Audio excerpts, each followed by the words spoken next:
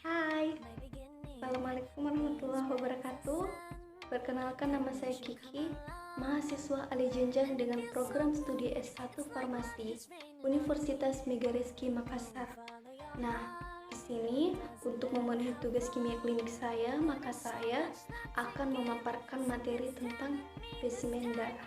Di sini saya akan menjelaskan pengertian spesimen darah, cara pengambilan spesimen darah, penanganan sampel, pengawetan sampel, penyakit yang berhubungan dengan pemeriksaan sampel, diagnosis, pengobatan, faktor pencetus, keluhan yang biasa terjadi, kemudian nilai normal pada spesimen darah. Di sini bisa kita lihat dipasangkan tourniquet pada lengan pasien, kemudian pasien diminta untuk mengepalkan tangannya. Kemudian dilakukan disinfeksi menggunakan kapas alkohol 70% pada bagian yang akan ditusuk. Selanjutnya pasien diminta atau dilakukan palpasi dengan jari telunjuk untuk mencari denyut vena. Selanjutnya ditusuk vena dengan posisi lubang jarum menghadap ke atas dan membentuk sudut 15-30 derajat Celcius dengan permukaan lengan. Ditarik karet penghisap pelan-pelan sampai didapatkan sejumlah darah yang akan dibutuhkan.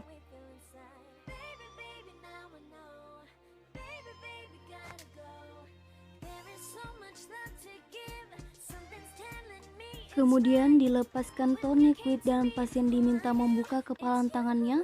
Diletakkan kapas kering di atas tusukan dan jarum ditarik keluar. Selanjutnya dituang darah ke dalam tabung yang sudah diberi identitas pasien dan disesuaikan dengan pemeriksaan yang akan dilakukan oleh pasien.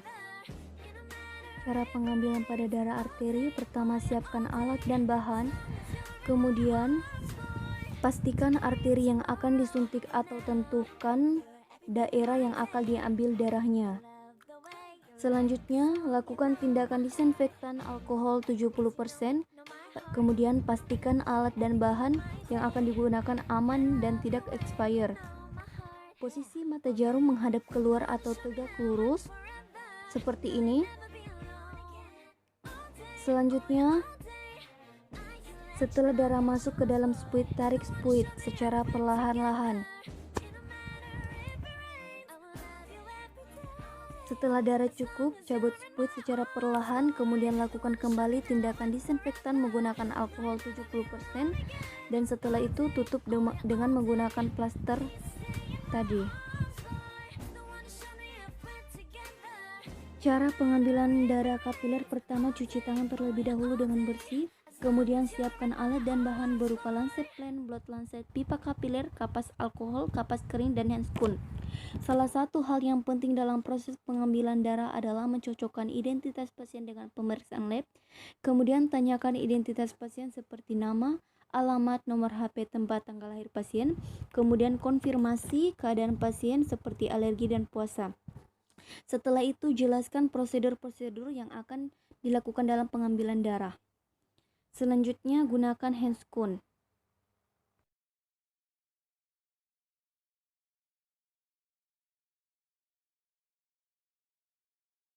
Mengkondisikan lancet dengan cara membuka penutup lancet, memasakkan blood lancet, membuka penutup blood lancet, kemudian menutup kembali lancet dan memastikan bisa digunakan kembali.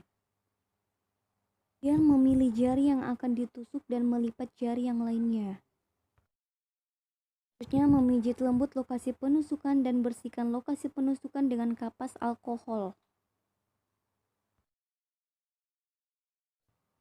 Lalu, menusukkan lancet dan usap darah yang pertama kali keluar dengan kapas kering. Setelah itu, memijit lembut sekitar lokasi penusukan dan mengeluarkan darah berikutnya dan sedot dalam pipa kapiler. Pijit lembut sekitar lokasi penusukan untuk mengeluarkan darah berikutnya, kemudian sedot menggunakan pipa kapiler. Menghentikan pendarahan dengan cara menekan kapas kering pada luka tusukan. Selanjutnya mengeluarkan blood lancet dalam lancet plain.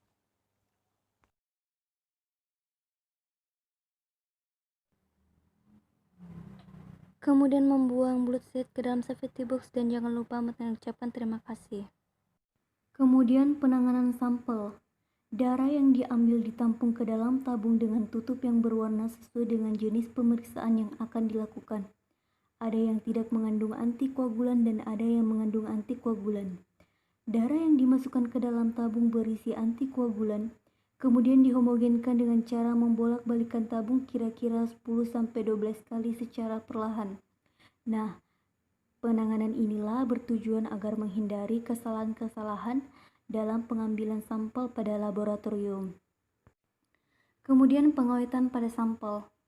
Pengawetan spesimen yaitu tindakan mengamankan sampel atau spesimen agar dapat disimpan dan diawetkan beberapa waktu sesudah dan dilakukan pemeriksaan laboratorium dan atau sebelum dikirim ke dalam laboratorium rujukan. Kemudian yang bertujuan untuk menghindari pengambilan sampel atau spesimen berulang kali pada pasien. Selanjutnya, antikoagulan merupakan senyawa yang digunakan untuk mencegah pembekuan pada sampel atau spesimen. Di mana perlu kita ketahui antikoagulan berfungsi untuk mencegah pembekuan pada darah sehingga darah tetap dalam kondisi cair. Jadi sampel yang sudah melakukan atau belum sama sekali melakukan penanganan berlanjut akan diamankan terlebih dahulu sebelum memasuki laboratorium. Sampel darah whole blood ADTA yang sudah selesai dianalisa atau diperiksa diawetkan dengan cara disimpan di kulkas pada suhu 2 derajat Celcius. Kemudian masa simpan darah adalah 7 hari setelah darah diperiksa ataupun dianalisa. Selanjutnya, darah yang sudah lebih dari 7 hari dan tidak ada komplain dan pengulangan akan dibuang di tempat sampah infeksius. Kemudian penyakit-penyakit yang berhubungan dengan pemeriksaan spesimen darah diantaranya hemofilia, diabetes mellitus, malaria, dan sepsis serta anemia. Penyakit yang berhubungan dengan pemeriksaan spesimen darah pertama hemofilia. Nah, perlu kita ketahui apa itu penyakit hemofilia. Hemofilia merupakan pembekuan atau gangguan pembekuan darah yang disebabkan oleh mutasi genetik, di mana mutasi genetik yang terjadi pada hemofilia menyebabkan darah kekurangan protein pembentukan faktor pembekuan. Nah, dari pembekuan inilah yang akan menyebabkan darah sukar membeku. Untuk mendiagnosis penyakit hemofilia ada 2 cara. Pertama, tes CVS dan tes darah.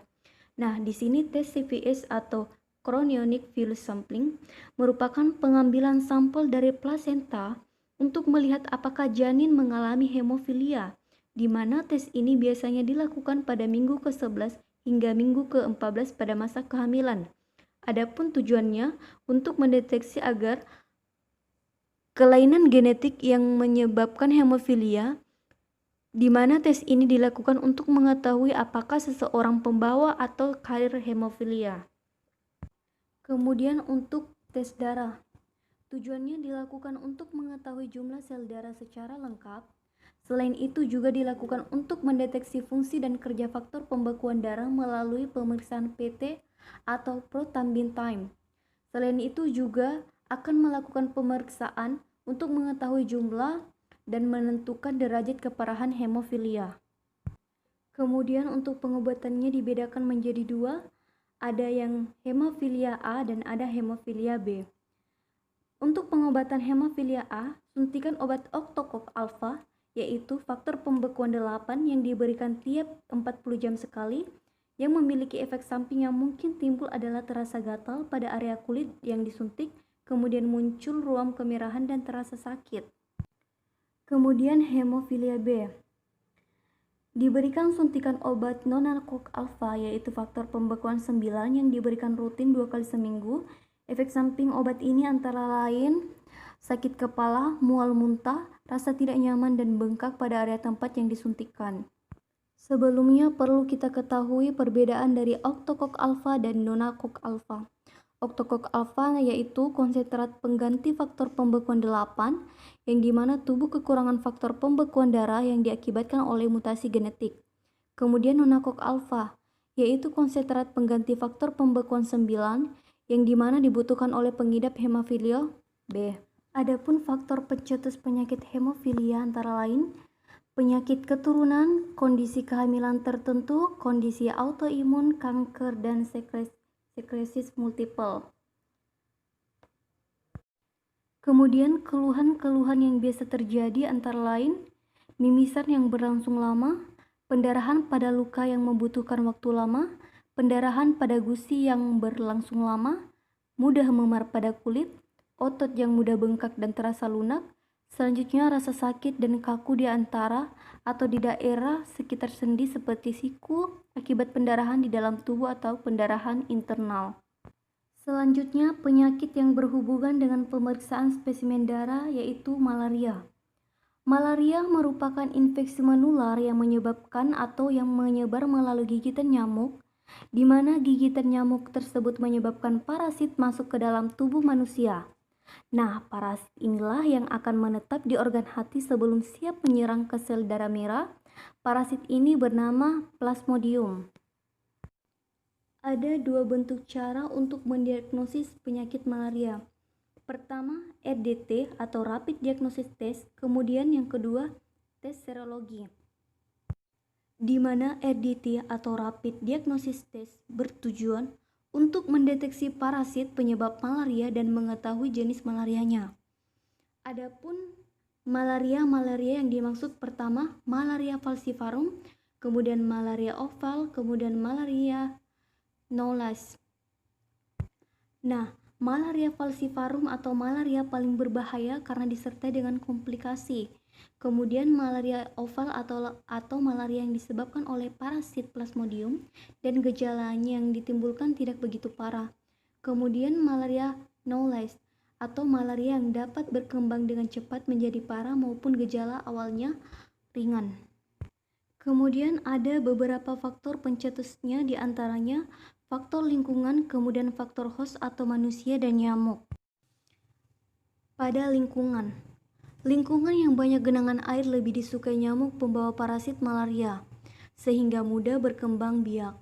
Selain itu, minimnya penggunaan pakaian yang bersifat protektif, kelambu, lotion akan meningkatkan risiko penularan malaria. Selain itu, genangan air, baik air tawar maupun air payau tergantung dari jenis nyamuknya. Pada daerah pantai, kebanyakan tempat perindukan nyamuk terjadi pada tambak yang tidak begitu dikelola dengan baik. Kemudian ada penebangan bakau yang secara liar, di mana merupakan tempat habitat yang potensial bagi perkembangbiakan nyamuk. Kemudian faktor pencetus yang kedua yaitu faktor host atau manusia dan nyamuk. Pada dasarnya, setiap orang dapat terinfeksi penyakit malaria. Bagi penjamu ada beberapa faktor yang mempengaruhi kerentanannya terhadap agen penyakit malaria. Pertama, faktor umur. Secara umum, penyakit malaria tidak mengenal tingkatan umur. Hanya saja anak-anak lebih rentan terhadap infeksi malaria. Perbedaan prevalensi malaria menurut umur dan jenis kelamin berkaitan dengan derajat kekebalan karena variasi keterpaparan kepada gigitan nyamuk. Kemudian untuk jenis kelamin, infeksi malaria tidak membedakan jenis kelamin, akan tetapi apabila menginfeksi ibu atau apabila terinfeksi ibu yang sedang hamil akan menyebabkan anemia yang berat dan berdampak terhadap janin yang dikandungnya. Kemudian penyakit yang berhubungan dengan pemeriksaan spesimen darah lainnya yaitu diabetes mellitus. Diabetes mellitus merupakan sejumlah penyakit yang mengakibatkan terlalu banyak kadar gula darah atau glukosa darah tinggi. Sebenarnya diabetes mellitus itu ada dua. Pertama ada tipe 1 dan ada tipe 2. Nah, tipe 1 merupakan suatu kondisi kronis saat pankreas memproduksi insulin sedikit atau tidak ada sama sekali. Kemudian pada tipe kedua, yaitu suatu kondisi kronis yang mempengaruhi cara tubuh untuk memproses gula darah atau glukosa. DM tipe 1 terjadi karena sistem kekebalan tubuh penderita menyerang dan menghancurkan sel pankreas yang memproduksi insulin, sehingga terjadilah peningkatan kadar gula glukosa hingga terjadi kerusakan pada organ tubuh. Kemudian diabetes tipe 2 terjadi oleh sel tubuh yang menjadi kurang sensitif terhadap insulin, sehingga insulin yang dihasilkan tidak dapat dipergunakan dengan baik. Kemudian untuk proses pendiagnosaannya bertujuan apakah seseorang menderita diabetes atau tidak sama sekali. Biasanya dokter akan merekomendasikan atau menjalani tes gula darah pada waktu dan dengan metode tertentu. Untuk proses diagnosa penyakit diabetes mellitus bertujuan, apakah seseorang menderita diabetes atau tidak, biasanya dokter akan merekomendasikan untuk menjalani tes gula pada waktu dan dengan metode tertentu. Kemudian bentuk pengobatannya ada dua, pertama ada insulin, kedua obat-obatan. Ada 3 bentuk pengobatan pada insulin, pertama rapid acting insulin, kedua short acting insulin, ketiga long acting insulin. Nah, pada rapid acting insulin atau insulin kerja cepat, biasanya insulin ini digunakan untuk mengontrol kadar gula darah pasien yang naik setelah makan. Kemudian short acting insulin atau insulin kerja pendek. Mengapa dikatakan insulin kerja pendek? Karena insulin jenis ini memiliki fungsi onset kerja 30 menit dan mencapai puncak kerja 2 hingga 3 jam setelah diinjeksi. Maksudnya apa? Durasi kerjanya sedikit lebih lama daripada rapid acting insulin, yaitu 3 jam sampai dengan 6 jam. Kemudian long acting insulin atau insulin kerja panjang. Insulin jenis ini durasi kerjanya hingga 24 jam karena cukup digunakan 1x1 sehari. Namun, insulin jenis ini butuh waktu beberapa jam untuk dapat menurunkan kadar gula darah. Penyakit yang berhubungan dengan pemeriksaan spesimen darah lainnya adalah sepsis. Sepsis merupakan komplikasi berbahaya akibat infeksi. Komplikasi infeksi tersebut dapat menimbulkan tekanan darah turun drastis serta kerusakan pada banyak organ. Sepsis dapat disebabkan oleh berbagai macam infeksi, baik yang dikarenakan oleh bakteri, virus, maupun jamur. Ada 3 bentuk cara mendiagnosis penyakit sepsis, diantaranya tes darah, tes urin, kemudian CT scan. Pertama, tes darah, di mana tes darah bertujuan untuk mendeteksi infeksi, gangguan pembekuan darah, fungsi hati dan ginjal, dan kandungan elektrolit yang tidak seimbang. Kemudian pada tes urin, yang dimana bertujuan untuk mendeteksi suatu infeksi bakteri. Kemudian pada pemeriksaan CT scan, di mana bertujuan untuk mendeteksi ada tidaknya kondisi abnormal pada organ dalam. Ada 3 bentuk pengobatan pada penyakit sepsis. Pertama, obat-obatan, kemudian yang kedua oksigen, kemudian yang ketiga infus. Pertama, melalui obat-obatan. Dokter biasanya memberikan antibiotik dengan suntikan intravena. Itu diberikan setelah hasil lab sudah menentukan jenis bakteri yang ada pada pasien. Kemudian, dokter juga memberikan obat untuk meningkatkan tekanan darah.